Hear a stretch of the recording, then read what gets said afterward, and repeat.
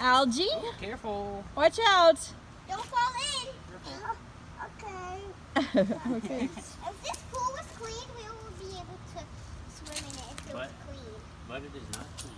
No, so we can't swim in it. It's pretty gross looking. Hey, what is all that powder that I stick my stick in? It's a bunch of algae that you've kicked up. Algae and dirt? Is that bad? Nah. No, algae's our friend.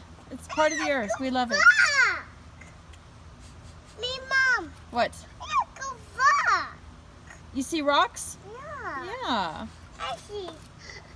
Good rock. What?